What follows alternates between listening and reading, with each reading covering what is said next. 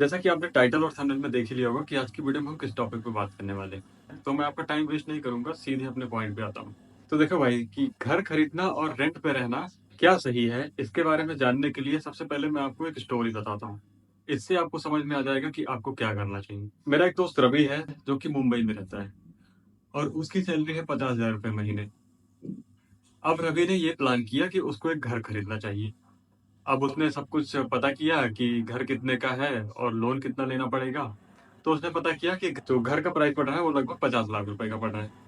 अब रवि को 40 लाख रुपए बैंक से लोन लेना पड़ेगा, जिसकी ईएमआई बनेगी 20 साल तक के लिए 35,000 रुपए महीने।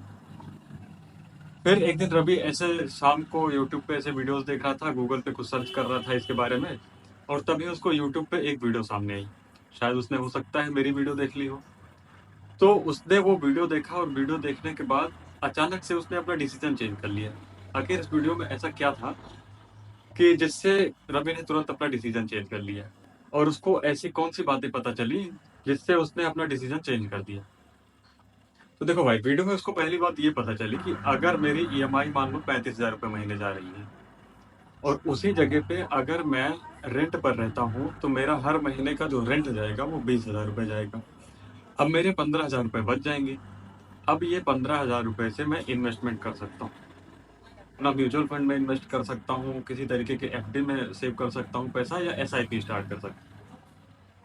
और दूसरा, उसको क्या पता चला कि बाई चांस अगर कभी ऐसा कुछ होता है कि मेरी जॉब छूट जाती है और मैं पेमेंट नहीं कर पाता हूँ ईएमआई का, तो मुझे बैंक वाले अलग से परेशान करेंगे।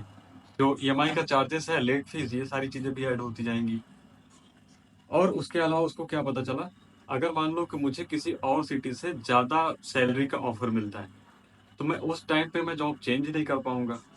और अगर मैं चेंज भी करूंगा तो यहाँ का मेरा हर महीने का ईएमआई जाएगा, और प्लस जहाँ मैं रहूंगा वहाँ की ईएमआई, वहाँ का रेंट मैं अलग अलग से दूंगा।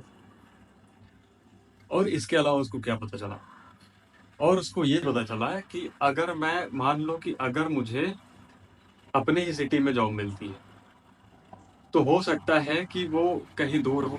दूर मतलब कि 40 किलोमीटर, 50 किलोमीटर दूर भी हो सकता है।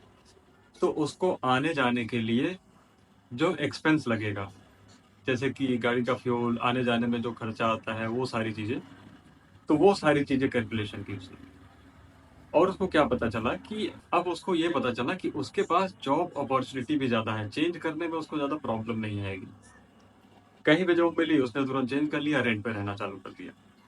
तो ये सारी चीजें उसको पता चली। अब उसने ये डिसाइड किया कि अब मैं 20,000 रुपये ईएमआई देकर, 20,000 रुपये रेंट दे करके, और मैं 15,000 जो मैं सेविंग करूंगा उससे मैं हर महीने एसआईपी में इन्वेस्ट करूंगा। और उसने ये कैलकुलेशन किया कि म्यूचुअल फंड एसआईपी मुझे 10% साल का ब्याज दे रहा है, तो 20 साल में ये मेरा हो जाएगा लगभग 30 लाख रुपए।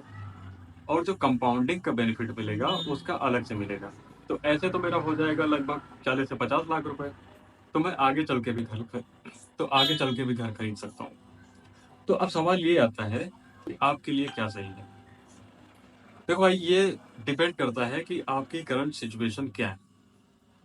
अगर आपकी जॉब सिक्योर है, कोई भी प्रॉब्लम नहीं है। अगर आप गवर्नमेंट जॉब करते हैं तो आपके लिए घर खरीदना सही है, और आपकी सैलरी भी उस हिसाब से है, तो कोई प्रॉब्लम नहीं। और दूसरा, आपकी सैलरी इतनी होनी चाहिए कि ईएमआई आपकी सैलरी का 30 से 40% ही हो, इससे ज्यादा ना हो। नहीं तो ईएमआई पेमेंट करने में आपको प्रॉब्लम आएगी। ईएमआई पेमेंट कर देंगे तो बाकी का खर्चा मैनेज नहीं कर पाएंगे। एक घर खरीदना एक इमोशनल डिसीजन है, लेकिन अगर आप रेंट पे रहते हैं तो ये समझ लो कि आपके दिमाग से लिया हुआ डिसीजन है। आप फ्यूचर प्लान भी कर रहे हैं साथ में। अब जैसे कि मान लेते हैं कि अगर मान लो कि आपने घर खरीद लिया, वो सब ठीक है। अब रेंट पे रहने के कुछ फायदे और भी हैं कि जैसे मान लो कि किसी किसी कारण से आपकी जॉब छूट जाती है, तो मकान मालिक को आप समझा सकते हो, 1-2 महीने वो मैनेज कर लेगा। अब उसमें तो आपका रेंट पे चार्जेस तो लगने वाला नहीं है कि लेट रेंट दे रहे हो इसकी वजह से चार्जेस लग रहे हैं। तो मकान मालिक को आप समझा सकते हो, आपके पास जब पैसा हो दे सकते हो। और ज्यादा परेशान करता है तो रूम छोड़ दो, दूसरा रूम ले लो, ये हो सकता है। इससे ज्यादा क्या होगा। लेकिन वही चीज अगर आप बैंक में करते हैं, ईएमआई डिफॉल्ट करते हैं, तो उनके पास तो सिक्योरिटी है ना। वो आपका घर जब्त कर लेंगे, उसको नीलामी करके अपना पैसा वसूल लेंगे। और साथ में आपने जो पहले ईएमआई पेमेंट की है उसका तो कोई हिसाब ही नहीं रहेगा। तो ये सारी चीज़ें आ जाती हैं। तो आपको सारी कैलकुलेशन करनी है और देखना है कि अगर आपका करियर स्टार्टअप है, आपने अपना नया-नया करियर स्टार्ट किया है, तो उस टाइम पे घर खरीदना सही ऑप्शन नहीं है। क्योंकि आपको बहुत सारी चीज़ें सीखनी है, बहुत सारी जॉब अपॉर्च्युनिटीज़ मिलेंगी, आपको बहुत सारी जॉब चेंज करनी पड़ेगी। हो सकता है वो इस सिटी में ना होके दूसरे सिटी में हो, दूसरे स्टेट में हो या दूसरी कंट्री में हो। तो ये सारी चीज़ें होती हैं।